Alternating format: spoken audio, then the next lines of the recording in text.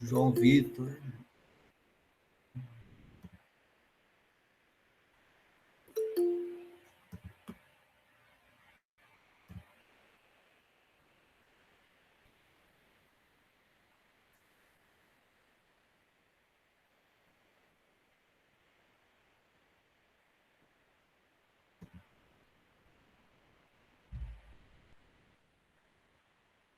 Espera mais um pouquinho, né? Bom, então só adiantando, na aula de hoje a gente vai falar de algumas coisas assim que são importantes aí, ainda, né, no que diz respeito à cultura. Então a gente vai mostrar assim para vocês que existe uma série de desdobramentos ainda em relação a esse tema, né? Então assim, fundamental para acompanhar essas discussões é sempre ter em mente coisas básicas, como a ideia de que cultura é tudo aquilo que o indivíduo vai aprendendo ao longo da vida, né? Então, nesse sentido, cultura tem a ver com o processo de socialização, né? Então, para a sociologia, o ponto zero da discussão é sempre essa. Quando o indivíduo nasce, ele nasce zerado, e vai ser o contexto social onde ele é admitido que vai determinar as características dessa pessoa, tá? Em termos de modos de pensar, de sentir, de agir, as perspectivas que essa pessoa tem na vida, né? A visão de mundo, os valores, tá?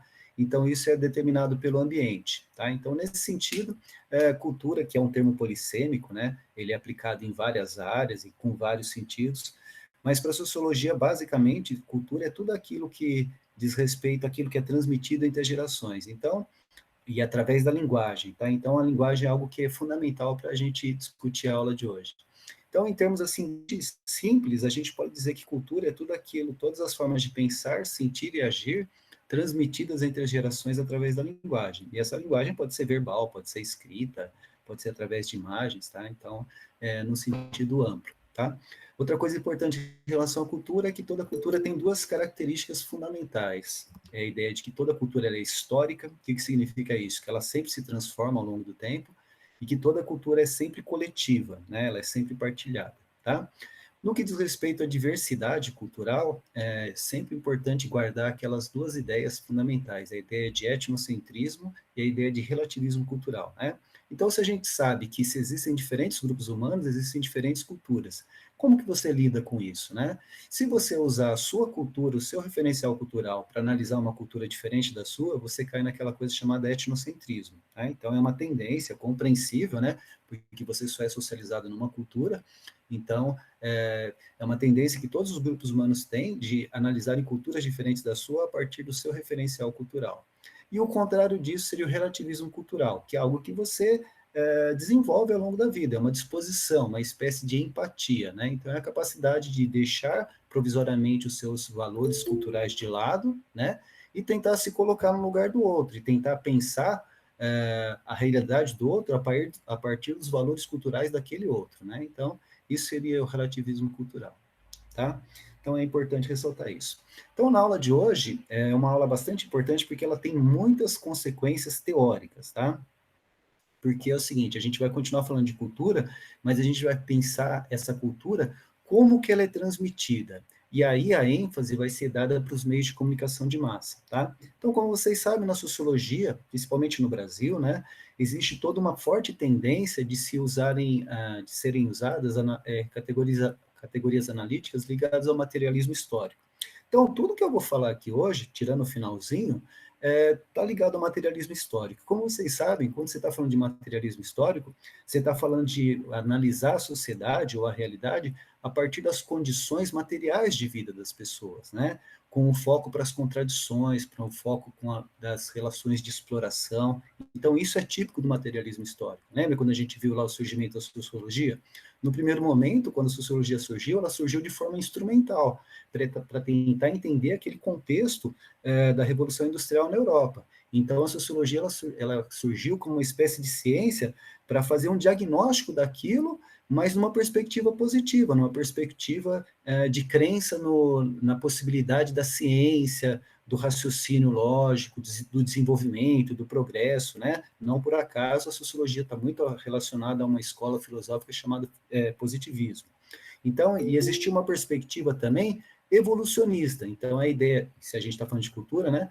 Então, é a ideia de que todos os grupos humanos, eles passariam por fases de desenvolvimento, né? Começando lá na selvageria, né? seriam os indígenas, depois barbárie, né, remetendo à ideia de Idade Média, e depois a ideia de civilização, ou de progresso, né, que o ápice seria lá na Europa, naquele contexto. Então, a gente viu isso também. Então, a sociologia, quando surgiu, ou mesmo a antropologia, quando surgiu, elas surgiram com essa perspectiva, né, de tentar fazer uma análise otimista sobre a história da humanidade, mas sempre numa perspectiva eurocêntrica, né, acreditando nos pressupostos da ciência, tá? Então, a aula de hoje a gente vai fazer isso, vai continuar fazendo esse tipo de análise, mas não mais nessa chave de entendimento, né, nessa coisa, nesse certo otimismo, e sim algo que é próprio do materialismo histórico, é de analisar as contradições, né, aquilo que não funciona, principalmente no Ocidente. Quando a gente fala de Ocidente, de desenvolvimento, de progresso, etc., a gente está falando de capitalismo. Então, tudo que a gente vai falar aqui está ligado a está vinculado a uma crítica forte ao capitalismo. E é sempre deixando claro para vocês, tá? Não é bom pensar só a partir desses pressupostos teóricos. Existem outras vertentes teóricas mais recentes, mais modernas, que não necessariamente partem, né, do ponto de vista do materialismo histórico, que percebem, inclusive, novas possibilidades. Então, uma crítica que elas fazem ao materialismo histórico, ao marxismo, é a ideia de que você não tem, é um tipo de teoria que não deixa espaço para a resistência dos indivíduos. É como se os indivíduos estivessem à mercê, né, de grandes orquestrações, de elites, né, de capitalistas malvados, e as pessoas não tivessem como escapar disso. E a gente sabe que tem. Inclusive, um dos teóricos que eu vou falar hoje é o Gramsci, e um dos grandes méritos do Gramsci foi justamente isso. Não que ele deixasse de ser materialista histórico, tá? Ele era marxista, né? A gente sabe disso. Mas ele tinha uma outra visão, ele enxergava justamente as possibilidades, né, de resistência por parte da classe trabalhadora, justamente porque ele não ficou apegado a essa base economicista, né? Então, uma das críticas que o Gramsci fazia à teoria do Marx é essa, é a ideia de que o Marx tentava explicar tudo a partir das relações de produção, né? É válido, foi válido para o período, mas você não consegue explicar tudo só a partir das relações de produção. Você tem que tentar explicar por que o trabalhador se conformava, ou melhor, se submetia àquela exploração e não se rebelava. Então, ele consegue perceber que a gente pode. Ele conseguia perceber que as estratégias para fugir dessa dominação, ou então criar recursos, criar formas para fugir dessa dominação, não passavam necessariamente pelo mundo do trabalho, e sim pela educação e pela cultura. Então, o Gramsci ele dá uma grande contribuição nesse sentido, né? Então, ele quebra com esse economicismo marxista e ele propõe novas possibilidades de entendimento das relações entre as classes. E nesse processo, ele dá uma grande ênfase para a questão cultural e para a questão da educação, tá? Então, é algo que não chegou a ser preocupação do Marx, né? O Marx achava que a ordem capitalista ela ia ser destruída através de uma revolução violenta, inclusive, né? Com os trabalhadores tomando as fábricas dos capitalistas, continuando produzindo do mesmo jeito, só que a distribuição dessa produção coletiva seria mais igualitária. Então, foi isso que o Marx pensou. Já o Gramsci não, ele já viveu um tempo depois, né? Ele pensou coisas diferentes, mas ainda nesse registro de crítica ao capitalismo, tá? E na sequência disso, e aí o Gramsci ele cria essa tradição de pensar a cultura como elemento de resistência das classes subalternas, tá? E depois ele vai criando toda uma escola de pensamento, algumas concordando com ele, indo no mesmo sentido, e algumas fazendo críticas mais na linha do marxismo, novamente, tá? Mas a gente vai ver isso com calma, tudo bem? Então, a ideia da aula é falar isso, é fazer essa junção, assim, desses aspectos e que tem, assim, muitas consequências teóricas, né? E é uma discussão interminável, como a gente falou, né? A gente não pode cair nesse maniqueísmo, né? De achar que ou é um tipo de teoria, só aquela teoria é certa, né? Ou só aquele setor da sociedade tem razão, não é isso, né? Então, a realidade social é muito complexa, né? Lembra que a gente tá discutindo isso daí? E você tem teorias para tentar jogar luz sobre essa complexidade, tá? Mas não existe necessariamente nenhuma teoria que dê conta de explicar tudo e que seja definitiva, né? Então, isso é próprio da ciência. A ciência, a gente já conversou sobre isso, ela é sempre provisória, ela é sempre precária, e ela está sempre fadada a ser ultrapassada. Tudo bem? Bom, a gente está em 15 pessoas, eu acredito que não vai chegar mais pessoas, tá? Se chegar, por favor, vocês me avisem, tá? Então, eu vou tentar dividir a tela aqui, se não der certo, por favor, me avisem, tá? Deixa eu ver se vai dar certo. Bom, então a gente vai fazer uma introdução ao tema a partir dessas discussões ligadas à cultura, tá? Então, o nome da aula é esse, Cultura, Ideologia e Indústria Cultural, tá? Ideologia é um conceito bacana, assim, que é muito profícuo, assim, que tem muitas consequências. E essa é a ideia de indústria cultural também. Então, cultura a gente já viu, começou a ver um pouco nas aulas passadas, né? Então, vamos lá. Deixa eu só...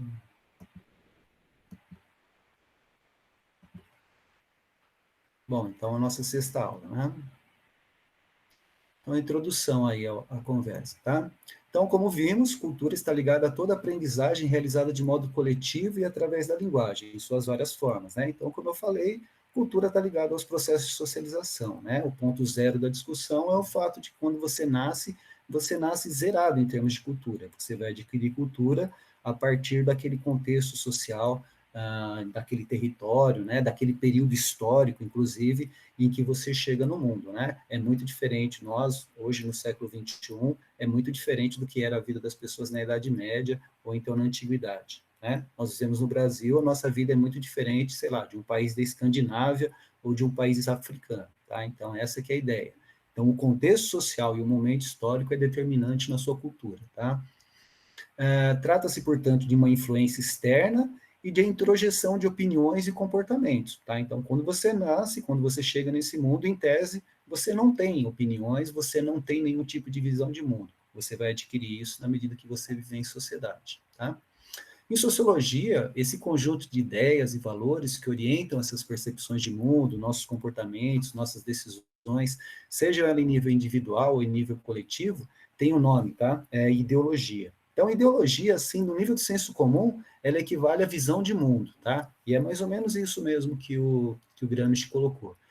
Lembrando que o termo ideologia foi cunhado por esse cara, ele era um francês, ele viveu na época da Revolução Francesa, tá? Então, em 1808, ele afirmou isso, que a ideologia é o conjunto de ideias, de valores, é como se fosse uma espécie de sinônimo para a ideia de cultura, tá? Destude de trace. Não sei se é assim que... Eu imagino que não seja assim que pronuncia, mas a gente tem que dar o crédito, tá? Então, foi essa pessoa que criou esse termo ideologia, tá?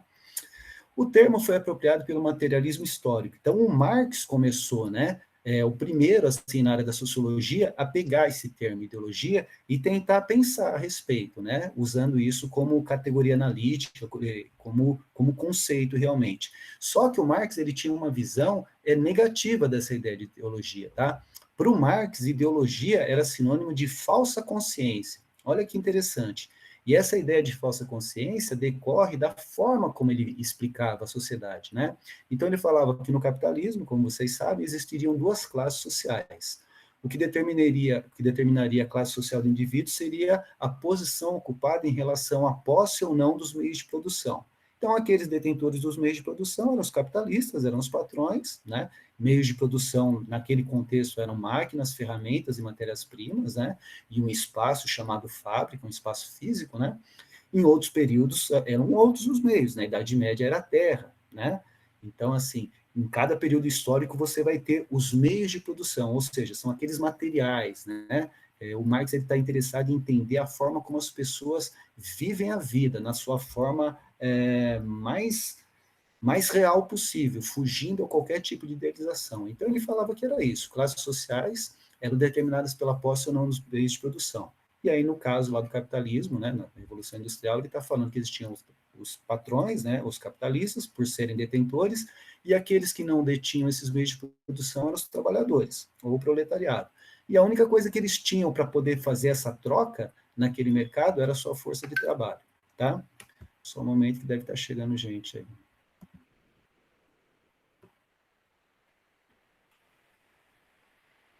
Eu sempre me enrolo na hora de... Tem alguém que chegou aí agora? Não? Bom, então voltando lá, tá?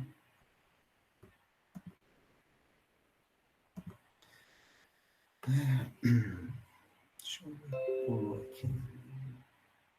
Então, o termo foi apropriado pelo materialismo histórico como sinônimo de falsa consciência. Então, por que o Marx falava que a ideologia era uma falsa consciência? Porque, assim, ele escreveu um livro em 1848 chamado A Ideologia Alemã.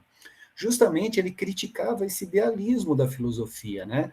Porque a filosofia muito influenciada pelas ideias da época, aquela ideia de progresso, né, as consequências lá do iluminismo, os filósofos eles estavam muito confiantes de que o progresso nas ideias, no raciocínio, no uso da razão, levaria às transformações sociais, né? O Marx ele não pensava isso. Como eu falei para vocês, ele estava interessado nas condições reais de vida das pessoas, né? Daí a ideia de materialismo histórico, ou seja, como as pessoas fazem para de fato ganharem suas vidas, sobreviverem. Então ele criticava essa visão de mundo. Então ele falava que a ideologia era uma falsa consciência justamente por causa disso, porque os pensadores da época, eles falavam assim, a ideologia, ela é a razão, ela é a visão de mundo, é ela que é responsável pelas mudanças sociais, e o Marx falava que não, tá? Então, nesse sentido, ele considera a ideologia como uma falsa consciência, tá? E a gente vai ver por quê, tá? Mas, no primeiro momento, quem se apropria dessa ideia em sociologia é o Marx, tá? Deixa eu...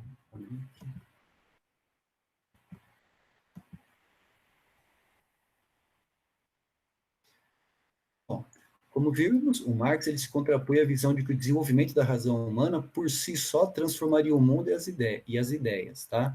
Então, nesse caso, ele está se contrapondo a um cara que, inclusive, ele seguiu no começo da carreira teórica dele, que era o Hegel, tá? Então, o Hegel era o principal pensador que tinha esse tipo de visão, de que as ideias em si representariam o progresso e, através das ideias, a sociedade iria se transformando, tá?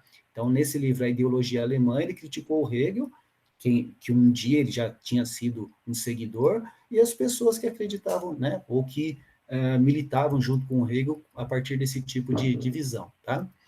Considerava que a sociedade se dividia em duas esferas. Então, olha como que interessante, por que ele pensava isso? Então, ele falava assim, ó, a sociedade, além de ser dividida em duas classes, ela se subdivide em duas estruturas, ou em duas esferas.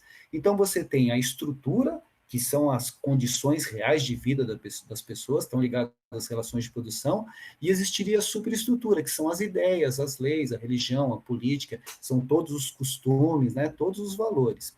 Então ele falava assim, ó, numa sociedade, em qualquer sociedade, quem domina os meios de produção domina a superestrutura, ou seja, as ideias, os valores, as leis, a política, tá? Então é tudo que é simbólico numa sociedade, ela é controlada por quem é dono daquilo que é material, que é dono dos meios de produção, tá? Então nesse sentido ele vai cada vez mais reafirmando essa ideia de que ideologia, portanto, é uma falsa consciência. Por quê? Porque ela não é a consciência de todas as pessoas, ela é uma consciência criada por uma elite, conforme os seus interesses, tá legal? Ou seja, os donos dos meios de produção, tá? Assim, considerar as ideias como autônomas, ou seja, vinculadas só à razão, desconsiderando a parte material, né? Desconsiderando as relações de produção, você cai numa falsa consciência. Então, essa era a crítica que ele fazia à filosofia da época dele, tá? Marx afirmava que qualquer tempo histórico, quem domina os meios de produção determina as explicações sobre o mundo, ou seja, quem é dono dos meios de produção cria as ideologias e impõe essas ideologias para as pessoas. Tá legal? Essa que é a ideia. Bom, aí você tem o Gramsci. Gramsci é um cara assim muito interessante. Eu não sei se vocês têm alguma referência. Ele é um cara que ele foi perseguido pelo fascismo lá na Itália. Ele é um filósofo, né, marxista italiano. Viveu muito pouco, né? Ficou preso durante mais de 20 anos. Escreveu vários livros, né? O mais conhecido dele é chamado Cadernos do Cárcere, onde ele vai criando toda essa teoria dele, tá? Então, marxista italiano, Antônio Gramsci. Então, o que ele fez? É o primeiro na área das ciências sociais a juntar, né, ou trazer essa ideia de cultura e introduzir no materialismo histórico. Né? Como eu falei para vocês, uma das críticas que ele fazia ao Marx, né, ou ao marxismo, é a ideia de que era um economicismo apenas. Tudo era explicado a partir da economia, a partir das relações de produção. E o Gramsci não, ele falava, ó, existem outras possibilidades de você explicar essas relações, tá? E quando ele faz isso, ele oferece saídas justamente para mostrar o quê? Que aqueles que são dominados, eles conseguem criar estratégias de resistência. Muito interessante isso, tá? E a gente vai ver que tem várias consequências, tá? Então, ele traz para esse campo que era puramente econômico, ele traz a ideia de cultura, para pensar a luta de classes, tá? Para ele, a chegada dos trabalhadores ao poder deve ser precedida, ou seja, tem que vir antes pela mudança de mentalidade, né? Então, olha que interessante, como ele já discorda do Marx por aí, né? Para o Marx, como é que o trabalhador ia se tornar hegemônico, ou o trabalhador ia se libertar daquelas relações de produção? Através de uma revolução violenta. O Gramsci não, ele falava que através da cultura, através de mudanças de mentalidade, né, proporcionadas pela educação e pela cultura, o trabalhador ia se libertar daquele jugo, tá? Olha que interessante essa visão do cara. Compreendia a ideologia como uma visão de mundo, um conjunto de diferentes perspectivas produzidas pelas classes sociais. Então, ele não tem aquele pensamento muito aferrado à ideia dos meios de produção que o Marx tinha. Tá? Ele falou assim, não, ideologias são visões de mundo que todos os grupos humanos têm. Ou seja, ele aproxima muito a ideologia da ideia de cultura, tá? E não fica preso àquele economicismo ligado às relações de produção. Para ele, a ideologia representa o modo como cada grupo atribui sentido às suas experiências. Tá? Então, ele tá muito próximo ali para ele, ideologia de cultura. Tá? Depois, para ele, as classes dominantes, de modo sutil e consensual, olha que interessante, para o Marx, as classes dominantes se impunham através da exploração, simplesmente, né? O cara era patrão, ele oferecia emprego para os caras, os trabalhadores começavam a se dividir entre si, disputar postos de trabalho, né? Isso não gerava consciência de classe nos trabalhadores, e que é na grande maioria, e de acordo com Marx, isso acontecia justamente por causa daquilo, que os donos de meio de produção dominavam a mente das pessoas que eles dominavam, né? Que eles exploravam, melhor dizendo, né? Então, de uma forma violenta, através de uma exploração absurda, assim, declarada, escancarada. O Gramsci vai falar que não, que essa dominação ela é sutil, ela busca um consenso. Então, de forma sutil, as classes dominantes se mantêm no poder e se mantêm explorando esses trabalhadores, tá? Porque isso não é feito só de forma violenta, através de exploração, de baixos salários, né? De exploração do tempo desses trabalhadores, e sim de forma sutil e consensual, através do quê? Da produção cultural, tá? Então, para ele, as classes dominantes, de modo sutil e consensual, procuram difundir sua ideologia de forma a inspirar o comportamento cultural das classes dominadas. Ou seja, eles tentam envolver essa classe dominada com a sua visão de mundo, com seus valores, com seus gostos, com seus comportamentos, tá? Então, quando essas classes conseguem fazer isso, se diz que aquele comportamento, ou aquela visão de mundo, ou aquela ideologia, se tornou hegemônica, tá?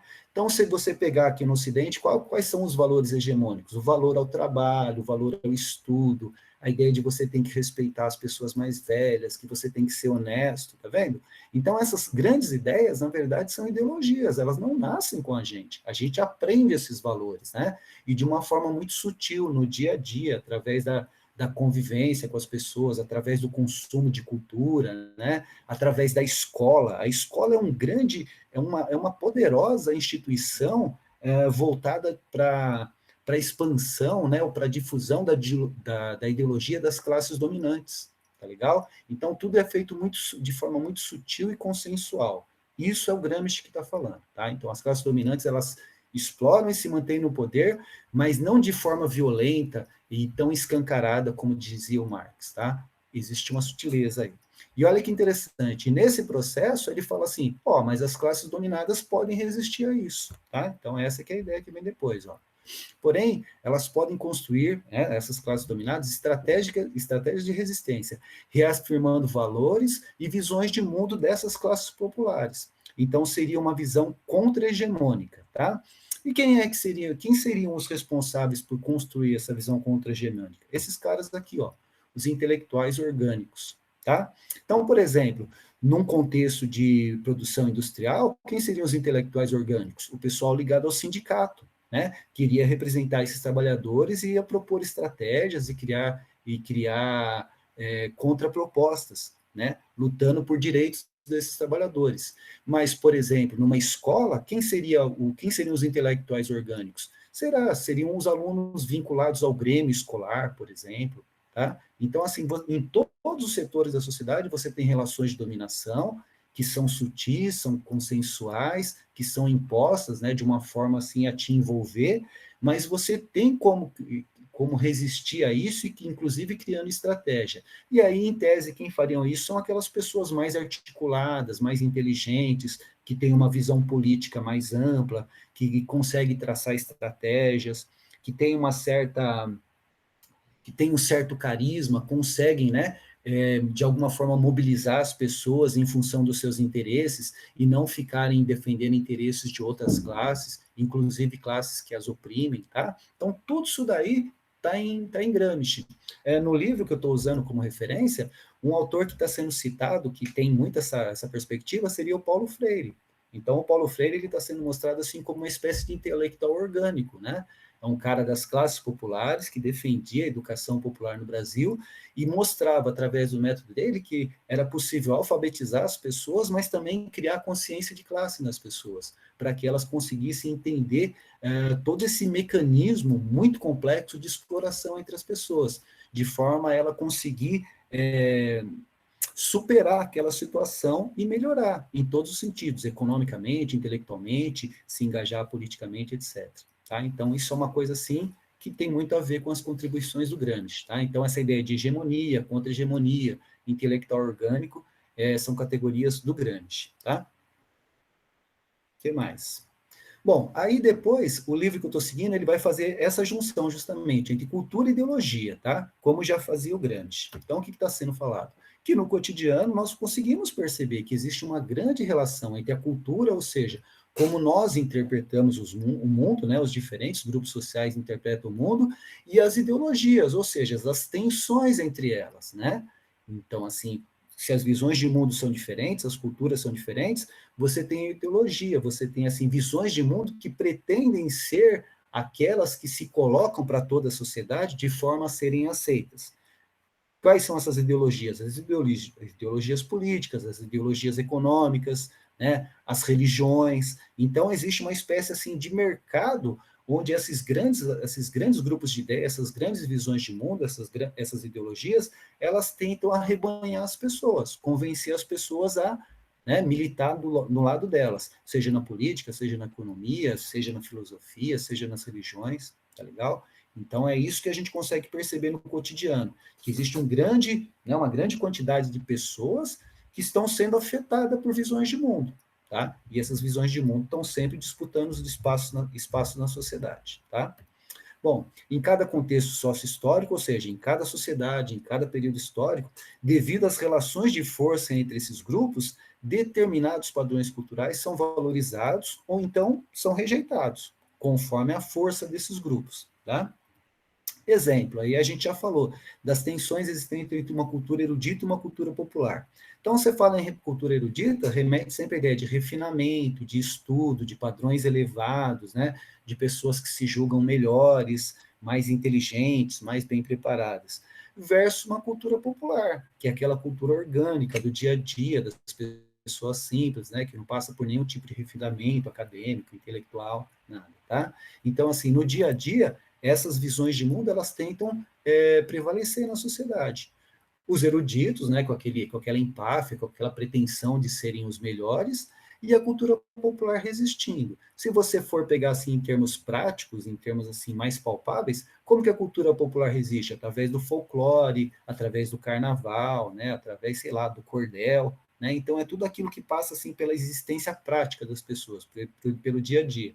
E a cultura erudita ela tenta se colocar pela ideia de intelectualidade, de bom gosto, né? A ideia de padrão, de referência, de como você deve falar, como você deve se portar, né? E etc. Tudo bem? Então, isso é que está sendo trazido no livro para fazer essa junção entre cultura e ideologia e destacar as tensões existentes, tá? Nesse contexto. Depois, indústria cultural e mídia. Então, essa parte é interessante porque ela vai dar um salto. Então, ela vai falar assim, ó, além da cultura erudita e da cultura popular, surge um novo tipo de cultura que não é nem popular e nem erudita, mas ela é uma cultura de massa, e ela é produzida através dos meios de comunicação de massa, inclusive fazendo misturas entre essa cultura erudita e essa cultura popular, transformando tudo isso nessa mesma perspectiva de tentar arrebanhar as pessoas, convencer as pessoas, tá, em relação aos valores do capitalismo, tá? Então é isso que vai começar a ser falado agora. Bom, com a consolidação do capitalismo, uma nova forma de expressão foi desenvolvida, que é justamente a cultura de massa. Então, massa, quando você fala massa aqui, seria um todo indiferenciado de pessoas. São todas aquelas pessoas que são atingidas pelos meios de comunicação de massa, nas suas diferentes classes sociais, gênero, orientação sexual, visão de mundo, visão política, religião, tá? Então, são todos aqueles que são afetados pelos meios de comunicação de massa, tá? E ela não é produzida nem pela cultura erudita e nem pela cultura popular, e sim pelos meios de comunicação de massa, tá? Como vimos, não existe neutralidade. A gente já falou disso algumas vezes, né? Não existe neutralidade em nenhum setor da vida, né? Nem no jornalismo, nem na ciência, nem no dia a dia das pessoas, nem nas relações entre as pessoas, tá? Então, em todas as relações envolvendo os seres humanos, existem relações de poder, tá legal? É importante ter essa noção, que não existe ninguém neutro ou desinteressado vivendo na sociedade. Você está sempre defendendo uma visão de mundo, você tem sempre uma intenção nos seus atos, tá? Pode parecer a coisa mais banal, assim, nas relações de amizade não existe neutralidade.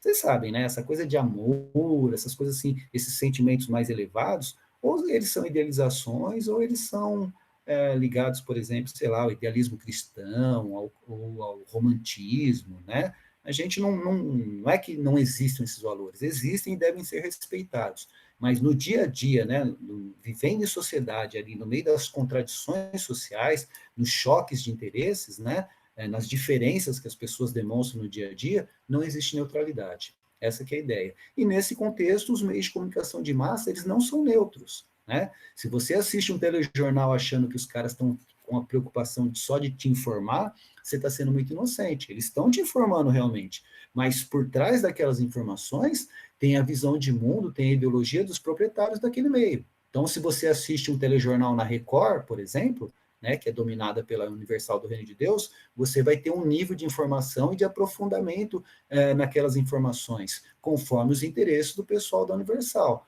A mesma coisa se você vê a mesma notícia pelo Grupo Globo, né? Ou então pelo pessoal ligado à Folha de São Paulo, tá legal? Ou então ligado às chamadas Big Techs atualmente, né? Facebook, etc., tá? As redes sociais virtuais, essas grandes plataformas. Então, nenhum meio de comunicação de massa é isento, é neutro, tá legal?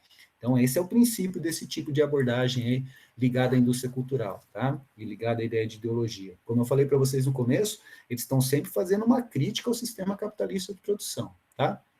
Então, como vimos, não existe neutralidade. E a mídia surge vinculada aos interesses das classes dominantes, ditando valores, né? Ou seja, informando, oferecendo entretenimento, mas também ditando valores, ou seja, reafirmando aqueles valores capitalistas, a ideia do lucro, da busca pelo sucesso, do status, né, do poder, etc. Tudo bem? Tais interesses e valores são difundidos pela indústria cultural, tá?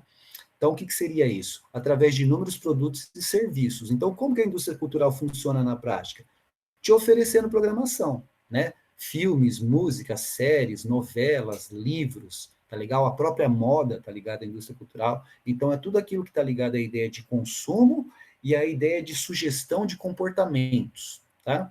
Então, tais interesses e valores são difundidos pela indústria cultural, através de inúmeros produtos e serviços, reforçando a ordem capitalista, baseada no consumismo e na padronização de comportamentos, sempre visando o lucro, tá legal? Depois. Prof, tá passando os slides, porque aqui travou na introdução. Sério? Pô, cara, só um momentinho. Pelo Desculpa. menos para mim, né? Não sei se para outra pessoa também. Para mim também. Foi mal, eu vou ver aqui. Deixa eu só ver. Eu me enrolo com esses negócios aqui, viu? Vamos ver de Agora novo. tá atualizando. Tá? Não sei. Essa região que eu moro aqui tem muitos problemas de internet, eu nunca sei exatamente. Bom, aqui está na introdução. Como vimos, a cultura está ligada. Sim? Vou ver, vou passando aqui. Isso. Isso, por favor, me informem, tá? Porque eu fico olhando aqui, o que eu olho está diferente do que vocês olham. Introdução, tá indo agora? Como vimos, cultura está ligada. Depois, trata-se, portanto. Sim, esse mesmo. Em sociologia, o conjunto de ideias e valores que orienta as percepções. Tudo bem? Quando eu fui fazer Beleza. tá? Ó, como vimos, Marx contrapunha-se essa visão, né, a ideia de que o Marx via a ideologia como uma falsa consciência. Tá indo aí? Considerava que a sociedade se dividia em duas esferas. Sim? Não, isso não foi. Parou em o termo foi apropriado pelo materialismo. É porque eu não sei porquê, na hora que eu fui fazer o PowerPoint, pulou uma tela e eu não, e eu vou ser sincero, eu não sei excluir a tela que ficou no meio. Talvez tenha sido isso. Deixa eu ver aqui. Ah, agora dá para ler ali, como vimos, Marx. Uhum. E Aí tem que agora? agora mudou para introduz a Antônio noção Grande, de cultura na luta de classes. o que está mostrando aí agora? Antônio Gramsci ou não? Não, tá falando. Ah, sim, sim. Introduz a noção de cultura da luta de classes. Para ele, a chegada dos trabalhadores ao poder deve ser precedida pela mudança de mentalidade. Sim? Isso. Compreendia a ideologia como uma visão de mundo, né, numa perspectiva diferente do Marx e não mais como falsa consciência, né? Então ele vai percebendo que através da ideologia é possível para as classes populares se contraporem e mudarem a sua situação. Está indo aí? Para isso devem contar com os chamados intelectuais orgânicos, cultura e ideologia. Sim? Não, não chegou ali. Por que será que isso acontece, hein? Parou no Gramsci ainda? Parou no Gramsci. Prof, tenta ir ali em cima e apertar em apresentação de slides. Ali onde fica a página inicial, inserir. Tá. Apresentação de slides. Está aqui. E agora, o que eu Aí faço? aperta ali em do slide atual. Putz, aonde que está o slide atual? Ali bem no Ah, começo, do slide atual. Ah, você manja. embaixo de arquivo. Uhum. Foi? Cultura e ideologia?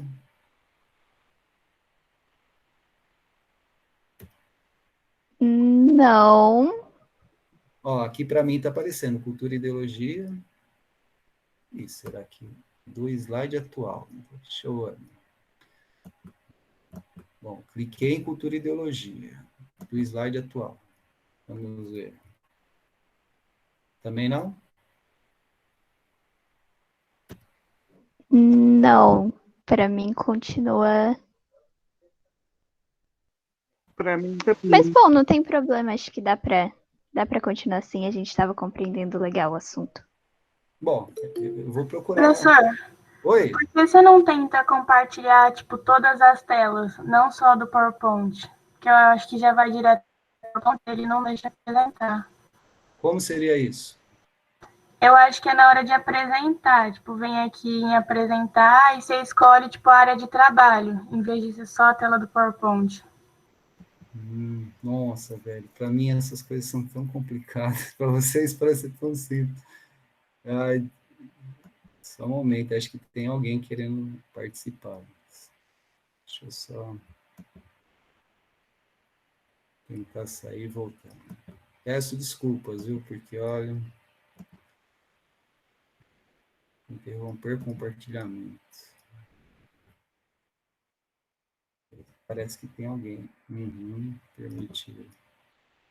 Bom, eu vou tentar fazer do jeito que eu sei só, porque senão eu tenho medo de me enrolar aqui e estragar, tá? Por favor, tentem acompanhar. Depois eu vou disponibilizar isso aqui lá no Drive, tá? Aí vocês podem ver. Tudo bem? Não falta muita coisa, tá? Bom, vou tentar compartilhar de novo lá. Então, a gente parou em cultura e ideologia.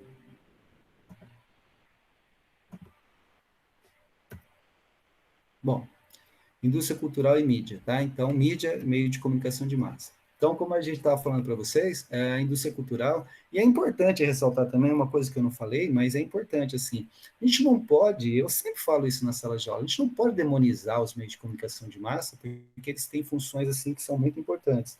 Então, pensa na seguinte situação, quando você vive numa sociedade pequena, numa aldeia, numa pequena comunidade, você não precisa de intermediários entre você e o seu interlocutor, né? Você consegue, naquela interação face a face, estabelecer contato com essa pessoa, né? Falar o que você pensa, ser informado, etc. Quando você vive numa sociedade complexa, né, que passou pelo processo de urbanização, passou pela Revolução Industrial, essa sociedade cresce muito. Então, os meios de comunicação de massa, eles têm uma função importante, né, de informar, de te ajudar a se tornar uma pessoa crítica, né? Então, assim, eu fico até meio assim, uma certa vergonha de ficar o tempo todo, assim, repisando esses aspectos negativos. Tem esses aspectos negativos? Tem, mas tem muitos aspectos positivos, né? Eu acho que vai muito mais, assim, de como que a pessoa usa, né? Se você pensar no computador hoje em dia, na internet, nessas novas tecnologias, se você continuar nessa ideia de indústria cultural, de que essas empresas, essas big techs, elas representam só os interesses capitalistas, você vai perder de vista todas as possibilidades positivas, né? Se você souber fazer um bom uso, né? Então, a gente tem que ter um certo cuidado em relação a isso. Como a gente já falou nas aulas anteriores, né? Você tem autores que veem isso de forma positiva, ou então de forma não tão negativa, como fazia o pessoal aí da escola de Frankfurt, né? Que a gente vai falar daqui a pouco, e que estão fazendo uma crítica a essa chamada indústria cultural, tá? Então, essa é a ideia. Bom, então, voltando, né? Então, com a consolidação do capitalismo, uma nova forma de expressão foi desenvolvida, a cultura de massa. Então, como a gente estava falando, essa cultura de massa é diferente da cultura erudita e é diferente da cultura popular.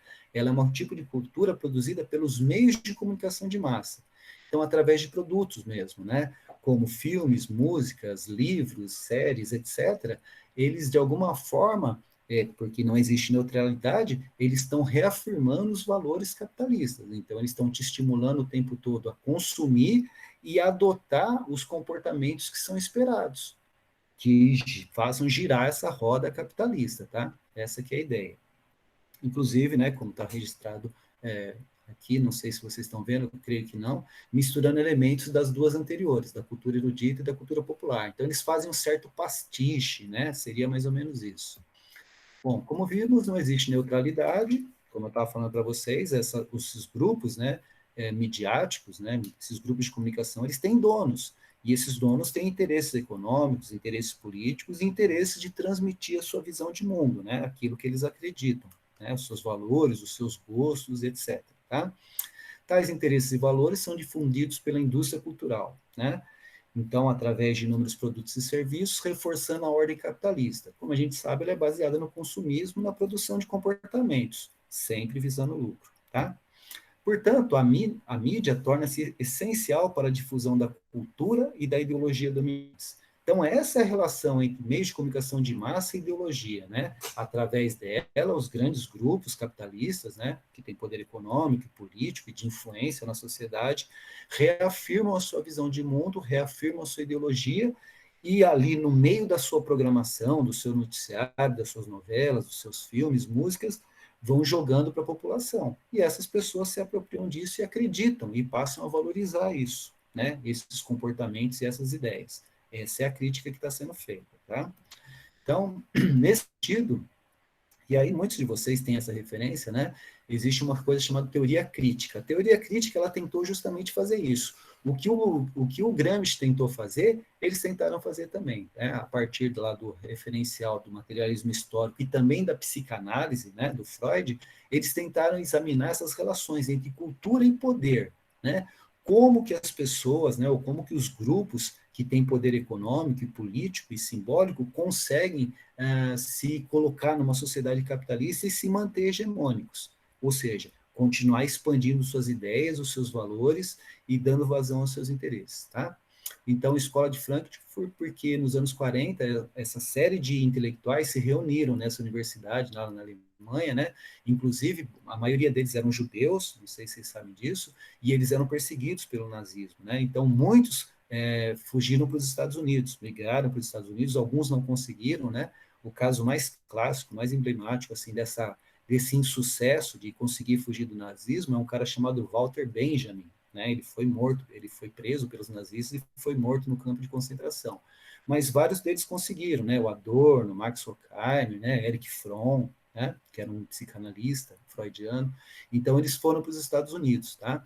E aí, a partir disso, eles começaram a criar essa teoria. E eles ficaram, inclusive, isso é importante ressaltar, eles ficaram impressionados como que nos Estados Unidos a cultura, né, ou os bens culturais eram vendidos como mercadoria. Então, isso incentivou eles a fazer esse tipo de crítica ao capitalismo, tá?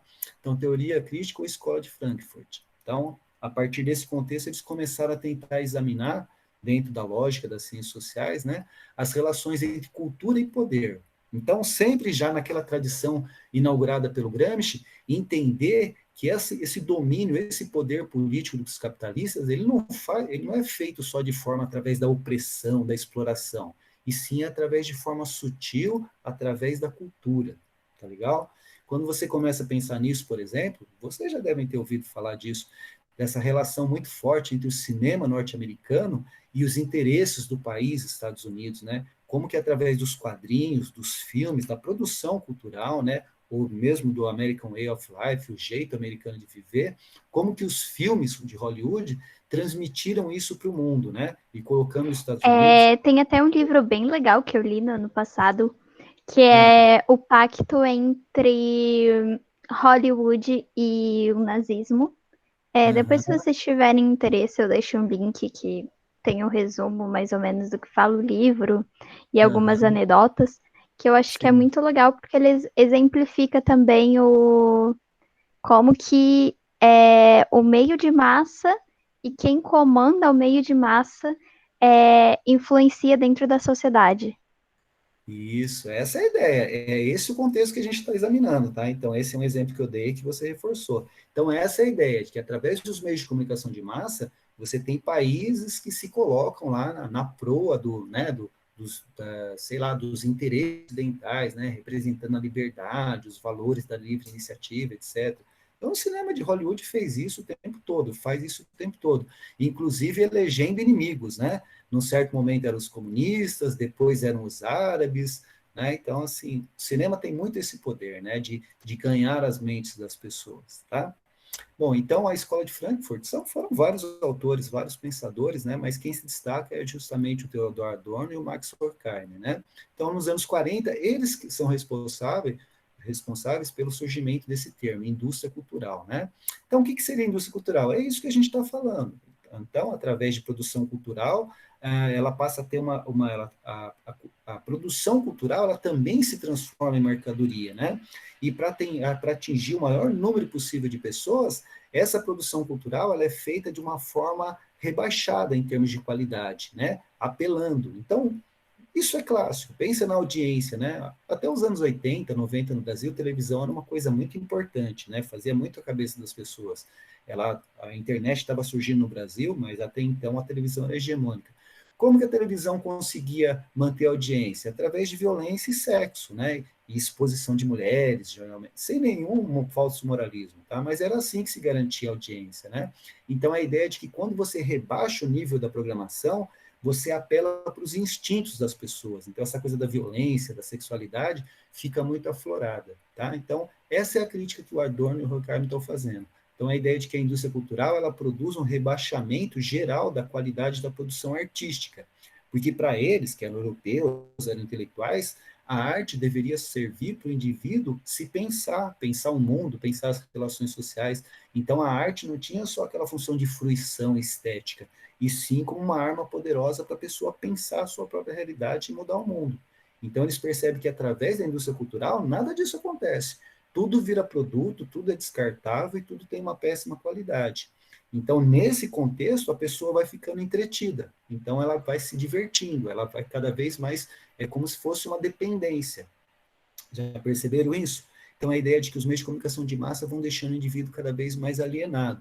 Eu já falei para vocês, né? Isso é engraçado até de pensar, porque eu gosto muito, muito de cinema. Sim. E quando a gente pensa em cinema brasileiro, o que vem na nossa cabeça são as cenas de sexo, as cenas assim. Por isso que a gente fala que o cinema brasileiro não é bom, porque a gente associa isso. Só que quando a gente vai ler a história do cinema, a gente vê que em um determinado tempo teve um estilo de cinema chamado porno chanchada. Sim. Em que era realmente muito explícito as cenas de sexo. Então, por isso que hoje em dia isso ficou no imaginário das pessoas, e hoje elas acabam associando o cinema brasileiro a essas expressões, porque o movimento ficou marcado. Aham. Então, você tem isso, né? Mas, por outro lado, você também tem vertentes, assim, ligados a um cinema de arte, né? Por exemplo, quando você analisa figuras, assim, do porte de um Glauber Rocha, né? Que denunciou a violência no Brasil, o regime militar, a questão da seca, né? Você tem Nelson Pereira dos Santos. Então, assim, você tem cinema de arte também no Brasil, né? E nos últimos tempos, assim, principalmente mais ou menos lá da época do Cidade de Deus, não sei se vocês acompanham, do Walter Salles, né? Começou a se inaugurar toda uma produção cinematográfica voltada assim à crítica social e mostrar as nossas mazelas, né? Na verdade, até um pouco antes, né? Mas assim, o que se falou está certo, assim, historicamente o cinema brasileiro era ligado a aquela ideia de aquela coisa assim do exótico, né? Do Jeca Tatu, do Mazzaropi, né? Esse tipo de coisa, as pornochanchadas, né? Que apelava para a exploração da mulher, né? Para garantir audiência, etc. E de lá para cá você tem ótimos filmes no Brasil também, né? Ótimos diretores e tal. Então, assim, e aí a Rede Globo percebeu isso, começou a produzir para caramba cinema, né? A Globo Vídeo e tal. Então, assim, você tem várias fases, né? O cinema brasileiro, hoje em dia, ele é considerado muito bom, consegue concorrer, né, ao Oscar, né, melhor estrangeiro, etc. Tem filmes maravilhosos que fazem grande crítica social, Ai, né? foi assim uma injustiça não Bacurau não ter concorrido Aham. nesse Oscar. Inclusive, assistam Bacurau, muito bom. Nossa, eu comecei a assistir Bacurau esses dias, você acredita que eu não gostei, cara? Nossa, assim, eu tenho a impressão, me pareceu, não sei, eu tinha uma grande expectativa em relação a Bacurau, mas me pareceu assim, não sei, eu não consegui terminar o filme. Por que você considera de bom no Bacurau, assim? O que você destacaria? Eu achei ele simplesmente genial. Para mim, assim, a forma com que a cidade lá, o povo, se uniu para não deixar com que destruíssem a cidade, Ah, até mesmo a crítica social que tem, porque eles têm um político que chega nessa cidadezinha bem distante, só aham. em época de eleição. Então ele vai lá e fala. Eu vi isso daí, eu vi essa parte. Ele Essa chega com parte carro achei de muito legal. som, né? Sim, sim. Aí o pessoal se escondeu nas casas. Muito legal. Então, eu preciso terminar de assistir esse filme. Eu comecei, mas parei. Se você está falando que é legal, que vale a pena, então eu vou procurar assistir, sim. O que assim eu achei muito legal no filme foi que ele é como se fosse uma ficção, ficção Aham, científica, assim. E sim. geralmente quando a gente pensa no Brasil, a gente não pensa em ficção científica. Então, esse é um ponto que eu achei bem legal. Que bom. Tem muitos filmes nacionais que são muito bons, né? Boa lembrança. Eu gostei muito, assim, desses nacionais recentes, assim, que me marcou muito, impactou muito, foi Tropa de Elite, né? O 1 e o 2, assim, que mostram um retrato muito cru, né? Do que é o Brasil, do que são as relações sociais, do que é a polícia, né? Do que é a criminalidade. Achei muito interessante. Tem ótimos filmes, né? Que bom que tem, né? Bom, então, seguindo, mais alguém quer falar alguma coisa? Não? Tá? Então, seguindo. Então, é que a indústria cultural seria isso, né? É uma afirmação de que a produção cultural ela passou a ter a finalidade de gerar lucro, tornando-se, portanto, um obstáculo para o indivíduo se tornar crítico, ter sua autonomia, né? Ou seja, fazer a fruição da arte não só pelo entretenimento, mas sim como uma forma de conhecimento de mundo e conhecimento de si. E nesse processo, os indivíduos vão ficando alienados, aceitando a sua condição, né, de subjugados na sociedade, meros consumidores de conteúdos que não dizem respeito à vida deles, né?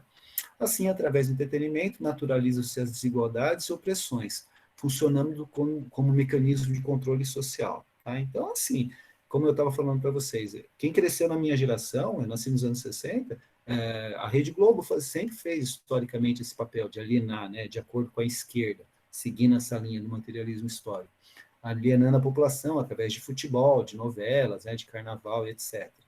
Se bem que a gente conversou já sobre isso, né? Assim, eu acho que vai muito mais assim do uso que você faz dos meios de comunicação de massa, porque a mesma televisão que tem essa programação tem a programação da TV Cultura, por exemplo. Então vai das suas escolhas também, né? Eu acho que passa por aí. Eu acho que essa ideia ficou muito impregnada na nossa cabeça. Aham, Porque eu, pelo menos, gosto muito de assistir carnaval na televisão, e eu aham, não vejo como mulher pelada. sim, Eu vejo como uma história sendo contada de outro modo. aham, E acho que essa ideia mesmo da cultura de erudita ser a melhor ficou tão impregnada assim na nossa cabeça sim. que hoje em dia quem assiste a TV Cultura se sente superior aos que assistem à TV Globo, sendo que não é necessariamente assim. Quando você cai nesse maniqueísmo é complicado, né? Essa questão do carnaval eu acho assim excelente para você pensar essa questão da resistência, né? Porque assim, como que surgiu o carnaval de rua? Surgiu do fato de que os pobres não podiam frequentar os carnavais nos salões, né? Então eles começaram a brincar o carnaval na rua. E depois a coisa virou o que virou. E aí é uma coisa que a gente tem que ter em conta também. A indústria cultural ela é tão esperta que até aquilo que num certo momento surge como resistência ou como crítica à sociedade, ela transforma em mercadoria também. E aí, no caso do carnaval, passa a exportar para o mundo, né, esse espetáculo que surgiu como uma forma de resistência. Não por acaso, não sei se você já se deu conta disso, ou já leu a respeito, aquela dança lá entre o mestre-sala e o porta-bandeira, ela é permeada por golpes não, né, mas por movimentos ligados à capoeira, né? Então ele está defendendo a bandeira, né? Então a bandeira remete à ideia da localidade, da resistência, etc., né? Então assim, são formas de resistência popular que com o tempo vão se tornando espetáculo e viram produto também, né? E aí o que acontece? As pessoas começam a rejeitar esse produto porque ele começa a ser excludente, né? Começa a ter artistas os globais, os Big Brothers da vida, os YouTubers da vida, começam a se infiltrar naquilo ali e começam a ter maior protagonismo do que as próprias pessoas da comunidade. Não sei se vocês conseguem perceber isso. E aí nesse processo de transformação social, os blocos de carnaval nos bairros se tornam agora as novas estratégias de resistência, né? Deixando o carnaval como grande espetáculo para a Rede Globo e para os grupos e para as empresas de cerveja, etc., né? Os patrocinadores e os bancos ganharem dinheiro, porque já descaracterizou aquele caráter de resistência que tinha antes. Mas isso é do próprio do capitalismo, né? Você vê a contradição, você tem camisetas aí com a estampa do Che Guevara vendida em shopping center hoje em dia, né? Há muito tempo já, né? E o Che Guevara era um cara totalmente avesso ao capitalismo, né? Essas coisas todas. Então, e tem umas montagens que aparece ele com orelhas do Mickey ainda. Então, é mais terrível ainda. Bom, tá? Então, assim, através do entretenimento, naturalizam-se as desigualdades e opressões, funcionando como mecanismo de controle social, tá? Então, isso de acordo com os teóricos. Então, para terminar, como a gente viu, né, atualmente há várias outras visões, várias outras teorias sobre isso, né? Então, a gente já falou do Castells, que é um sociólogo espanhol, ele está também nesse registro de tentar entender a cultura, o papel dos meios de comunicação de massa, agora, né, colocando aí também na questão essas novas tecnologias, né, ligadas à microinformática e as relações de poder. E lá no livro dele, Sociedade em Rede, ele percebe vários outros aspectos que não necessariamente esses levantados por Gramsci ou pelo pessoal da Escola de Frankfurt, né? Então ele enxerga o que as possibilidades dessa sociedade em rede no contexto da globalização, né? Mesma coisa o Pierre Levy, ó, cybercultura. Então, de acordo com ele, essas novas tecnologias permitiam as pessoas exercerem a sua cidadania, lutar por seus direitos, conquistar espaço na sociedade, fazendo uso dessas novas tecnologias, e não necessariamente no contexto visto lá pelo pessoal da Escola de Frankfurt. Mesma coisa no que diz respeito aos jovens, né? Uma Fesoli, ele fala, ó, esse novo contexto ligado às comunicação de massa, essas novas tecnologias, ele dão muitas possibilidades para os jovens, porque através do consumo, através de experiências compartilhadas em pequenas subsociedades dentro das sociedades, né, com esse formato de tribos, o jovem consegue crescer, consegue marcar sua identidade e consegue ter um projeto de vida, passando pelo consumo, inclusive. tá? E tem um livro mais antigo, assim, que é bem interessante, que justamente analisa essa questão ligada aos meios de comunicação de massa, que é do Umberto Eco, né, um cara italiano. Ele era um semiologista, né, cara que interpreta os símbolos e tal, uma espécie de hermeneuta, né, apocalípticos e integrados, é justamente isso. Apocalípticos seriam aquelas pessoas, na linha do materialismo histórico, né, da teoria lá, da teoria crítica, a ideia de que supostamente os meios de comunicação de massa, eles alienam as pessoas de forma absoluta, não deixando espaço nenhum para a pessoa pensar. Então, a pessoa, de fato, fica alienada, fica conformada, e aceita os valores ideológicos aí das classes dominantes. Tá? E os integrados não, seriam as pessoas que seriam capazes de fazer um bom uso, né, dessas tecnologias em função dos seus interesses de classe e continuariam se desenvolvendo, etc. Não necessariamente seriam pessoas dominadas e totalmente à mercê do sistema. Tá? Então, essas são as ideias principais. Então, as ideias que eu tirei daqui, eu coloquei, né, que não consegui, inclusive, desculpem, tá? Transmitir para vocês, está no Sociologia em Movimento, que é o livro que a gente está usando no ensino médio atualmente, já há uns 3 anos, e está entre essas páginas aí. Beleza? Vou interromper o compartilhamento aqui, nem sei se estava rolando. Alguém quer colocar mais alguma coisa? Vocês estão tendo acesso? Você colocou o Jornal do Bairro, né? Obrigado, Vitória. Eu vou procurar ver, tá? O João Vitor falou que vai ler no intervalo. Mais alguma coisa, rapaziada, que vocês queriam colocar? Acho que daqui a pouco o Gabriel tá por aí, né? Tudo bem? Vocês estão tendo acesso ao Drive lá, o que eu tenho colocado ou não? Eu tenho colocado sempre, assim, o PowerPoint e tenho procurado questões de vestibulares que de alguma forma, tocam no assunto, tá? Para vocês verem, assim, como que essas questões aparecem no vestibular, tá? Então, eu não sei como que funciona isso daí, só no Classroom, né? Então, tá no Classroom, eu falo Drive porque eu me confundo até com os termos, desculpem, tá? Então, é no Classroom que eu estou colocando. É que eu acesso o Classroom através do Drive, desculpe, tá? Letícia, professora, a ideia de liberdade é meio ilusória quando somos influenciados a todo momento. Liberdade absoluta, se você parar para pensar, assim, algo que eu criei para mim, do nada, né? Que você tem muitas influências, você tem muitas referências, né? De pensamento, de comportamento, né? De perspectiva de vida. E a vida é isso, é você fazer as suas escolhas, né? Dependendo, assim, a partir das suas características, né? Dependendo do que você quer. Liberdade, né? Tem muitos termos, assim, que são muito poderosos na nossa cultura, assim, mas são idealizações, né? Liberdade, amor, né? Não sei, céu. A gente pode pensar numa série de coisas assim, cidadania, né? São coisas assim que são desejáveis, mas que são idealizações e que são diferentes para as pessoas, né? Dependendo da pessoa, tá? Professor, acho que quando você coloca o material no Classroom, não aparece para a gente. Então, alguém me falou que está conseguindo ver no Classroom. Todos estão conseguindo ver no Classroom, porque é lá que eu estou colocando. Não é no Drive. Eu falo Drive porque eu me confundo com os termos. Desculpe. Então, eu acesso o Drive, e lá no Drive eu entro no Classroom e faço o tal do upload lá e aparece. Pelo menos para mim, está marcando que está lá, tá? Então, já tem 5 aulas lá. Então, eu coloco sempre assim, o número da aula é o 5, então, da aula da semana passada. Então, o número do PowerPoint. Depois, 5.1, 5.2, 5.3, são os exercícios que eu vou procurando na internet, vou salvando e vou colocando para vocês lá, tá? E eu tenho procurado... Professora, eu acho que você tem que entrar no Classroom e postar lá, sabe? Não pelo OneDrive, porque não aparece nada pra gente. Eu entro lá na pastinha, não tem nada, só tem uma aula gravada que colocaram, mas faz um tempinho já. No Classroom? Eu vou falar com a Dani sobre isso amanhã, para procurar saber o que eu estou fazendo de errado, porque para mim aparece lá, tá? Não sei se só eu que tenho acesso, a ideia é que todos vocês tenham acesso, né?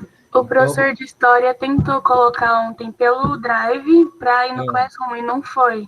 Aí ele colocou direto no Classroom.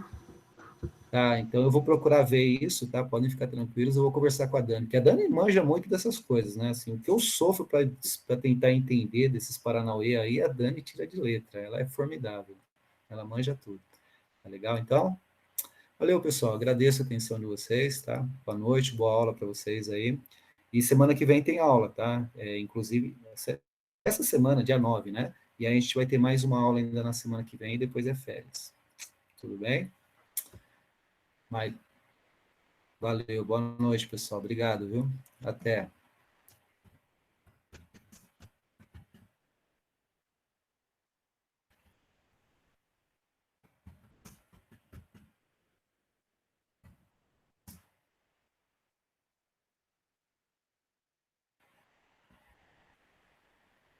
Vou tirar da gravação aqui, tá?